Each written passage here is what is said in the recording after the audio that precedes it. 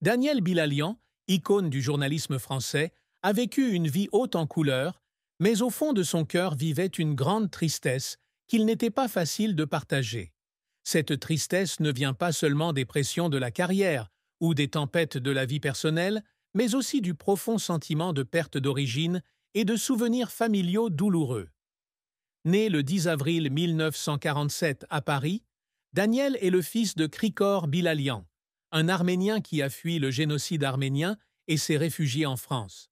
Le père de Daniel, un humble tailleur, portait des blessures émotionnelles du passé, et des histoires de perte et de séparation se sont infiltrées profondément dans l'âme du jeune Daniel. La plus grande tristesse de Daniel n'est pas seulement de voir son père vivre hanté par le passé, mais aussi le sentiment d'impuissance de ne pas pouvoir se connecter pleinement à son héritage arménien. Bien qu'ayant du sang arménien, Daniel a grandi dans une société française où il a dû s'intégrer et faire ses preuves.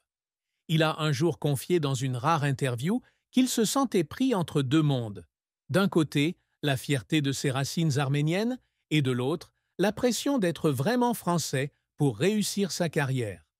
Cette tristesse s'accentue lorsque son père décède, laissant Daniel avec des questions sans réponse sur son histoire familiale et des secrets que Krikor n'a jamais révélés.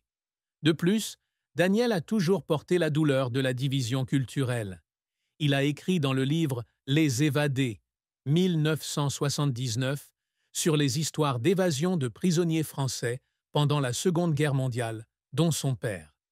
L'écriture de ce livre n'était pas seulement un parcours professionnel, mais aussi un effort personnel pour comprendre et honorer le passé de la famille. Cependant, chaque page du livre est un moment où Daniel fait face à la tristesse. Il se rend compte que peu importe ses efforts, il ne peut pas complètement restaurer ce qu'il a perdu. Cette tristesse ne l'a jamais quitté, comme une ombre silencieuse qui le suivait à travers les années glorieuses de sa carrière. La carrière de Daniel Bilalian est une longue histoire de persévérance, de talent et même de défis difficiles. Il débute son parcours dans le journalisme en 1968, alors qu'il est étudiant en droit à Lille. Au lieu de poursuivre une carrière juridique, Daniel a choisi de travailler au journal L'Union à Reims, où il a appris à écrire et a été exposé à des histoires réelles. Ce fut le premier tournant qui le fit passer du statut de jeune homme ambitieux au monde compétitif du journalisme. En 1971, Daniel rejoint l'ORTF, Office français de radiodiffusion et de télévision, travaillant à la direction régionale de Reims, puis de Lille. Son talent est rapidement reconnu et il est muté au siège national d'Antenne 2, ancêtre de France 2, pour travailler au service de politique intérieure. C'est ici que Daniel a brillé comme reporter, puis comme rédacteur en chef de bulletins d'information. Il devient un visage familier de la télévision française, animant Antenne 2 midi de 1979 à 1986, puis les journaux télévisés de 13h et 20h dans les années 1980 et 1990. L'un des moments forts de la carrière de Daniel fut son rôle de présentateur du journal télévisé de 20h de France 2, un poste considéré comme le trône du journalisme français. De 1995 à 1998, il a animé le journal télévisé avec son style caractéristique, sérieux, professionnel et quelque peu sévère. Sa voix grave, son regard perçant et son analyse politique approfondie ont fait de Daniel un symbole de confiance.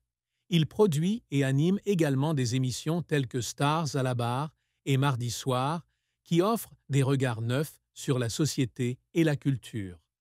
En 2004, Daniel prend le poste de directeur des sports de France Télévisions, une décision surprenante. Au cours de ses 12 années de mandat, il a porté le département vers de nouveaux sommets, organisant avec succès des événements majeurs tels que les Jeux Olympiques, le Tour de France et Roland-Garros. Il a également commenté directement les cérémonies d'ouverture des Jeux Olympiques, de Turin 2006 à Rio 2016, laissant sa marque avec son style de commentaire émotionnel et informatif. Cette réussite confirme non seulement les talents diversifiés de Daniel, mais prouve également sa capacité de leadership dans un domaine complètement différent du journalisme d'actualité. Cependant, la carrière de Daniel n'a pas toujours été un lit de roses. Il a fait face à de nombreux échecs et controverses, ce qui l'a fait verser des larmes en silence à de nombreuses reprises.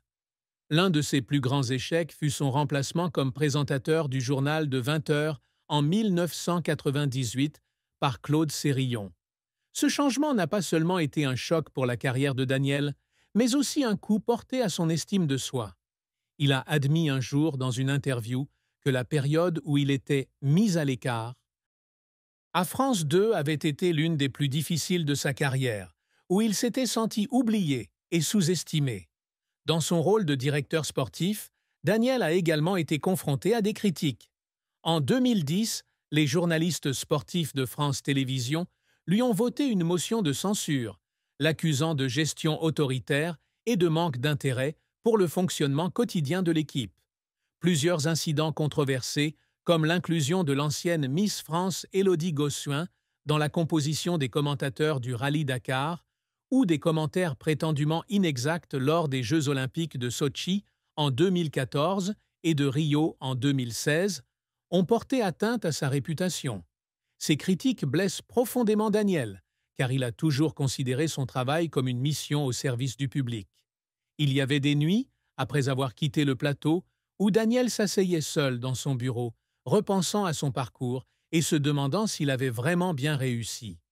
Des larmes coulaient silencieusement lorsqu'il se souvenait des moments où il était incompris par ses collègues, de la pression de ses supérieurs et des moments où il sentait qu'il ne pouvait pas défendre les idéaux journalistiques qu'il poursuivait.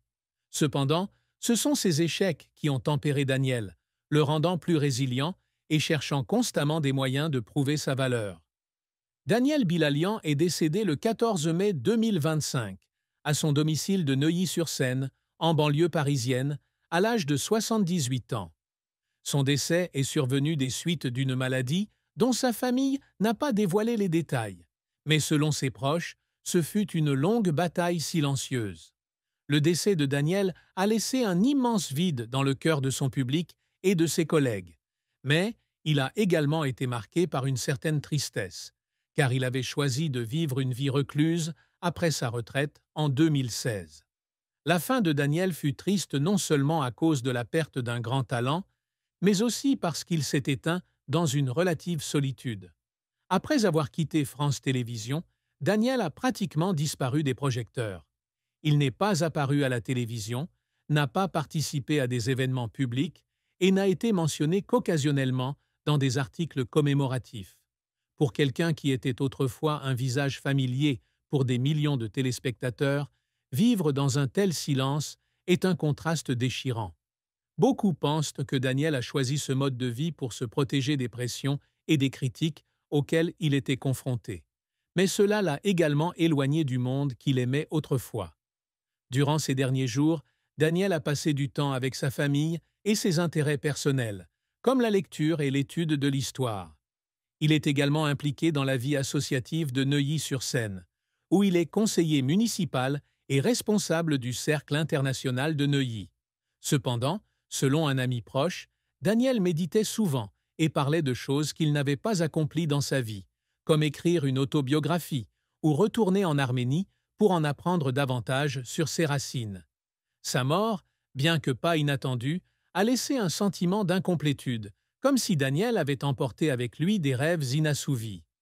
L'amour et le mariage de Daniel Bilalian ont été une partie importante de sa vie, mais non sans chagrin. En 1971, Daniel épouse Christine de Précigou, une femme rencontrée au début de sa carrière. Leur mariage a duré des décennies et a donné naissance à une fille, Marguerite, née en 1975. Pour Daniel, la famille était une base solide, où il trouvait du réconfort après les tempêtes de sa carrière. Cependant, son mariage avec Christine ne s'est pas toujours déroulé sans heurts. Bourreau de travail, Daniel est souvent loin de chez lui, passant des heures au studio ou en voyage d'affaires. Cela faisait parfois que Christine se sentait seule, et il y avait des moments de tension entre elles. Une source proche de lui a révélé que Daniel s'était autrefois senti coupable de ne pas passer assez de temps avec sa femme et sa fille, et il avait fondu en larmes lors d'une conversation avec Christine, lorsqu'elle avait exprimé sa fatigue de devoir assumer seule les responsabilités familiales. Le plus grand chagrin d'amour de Daniel est survenu en 2016, lorsque lui et Christine se sont séparés. Bien que la raison n'ait pas été rendue publique, beaucoup de gens pensent que la pression des dernières années de la carrière de Daniel, ainsi que la controverse à France Télévisions, ont affecté leur vie de couple. Après la séparation, Daniel a vécu seul pendant un certain temps, et cette période a été décrite comme l'une de ses périodes les plus solitaires. Cependant, en 2020, Daniel a trouvé un nouvel amour avec Frédérique Renimel, une femme discrète qui apparaît rarement en public. Ils se marièrent lors d'une petite cérémonie et Frédérique devint une grande source de réconfort pour Daniel dans ces dernières années. Pourtant, Daniel porte